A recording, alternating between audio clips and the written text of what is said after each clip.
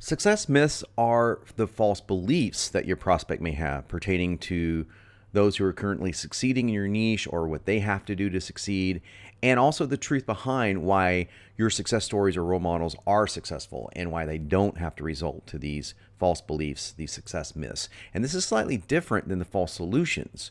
Solutions are actions, and these are beliefs. These are things that your prospect may believe they have to do, as opposed to things that they physically have to do. And you can interchange these, as you'll see.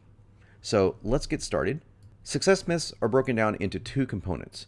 The first component is a verb, and you must select a future tense verb from this list or add your own, and then what it is that they believe that they have to do, the myth.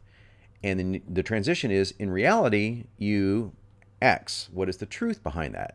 So let me give you an example of a belief. This is not an action, it's a belief, and this is why we separate the two. I'm going to say, Pop out of the womb with fantastic genetics. That explains those skinny girls and guys who can eat all day and never gain an ounce.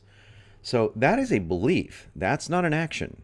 And that's why we separate the two, because we want to tie in false beliefs and bad ideas that lead to actions. And I'll show you what I'm talking about here. In reality, what's the reality behind that? I'm not going to have to start with you because my sentence starts like this. Genetics only accounts for about 15% of anyone's weight loss capabilities, unless you're born with a rare metabolic disorder.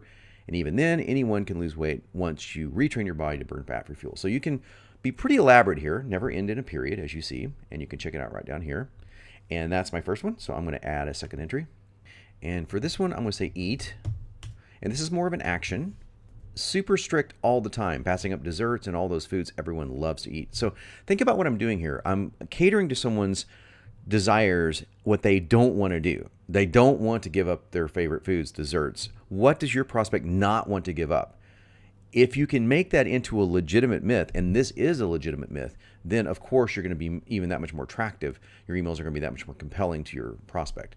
So I'm going to choose in reality, so-called junk food can actually stimulate fat burning. So I'm turning this into a contrarian belief that someone has to eat super strict, but in reality, I use in my book junk food, fat, desserts, you name it, to actually stimulate the metabolism. So this is clarifying that belief. We're going to add one more entry. I'm going to say sweat over doing hours of cardio a week. Here's the truth. Okay, this reads metabolic adaptation, and if you remember, that is the primary cause, is primarily caused by over-exercising, especially cardio.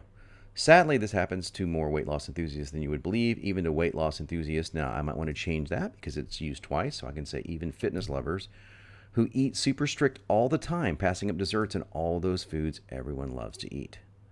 Believe me, it happened to Matt, and we're telling a fictitious story about a guy named Matt. So you see how this is used inside the email. It builds a lot of rapport, and it makes someone feel really understood, and that's very important when it comes to selling anything.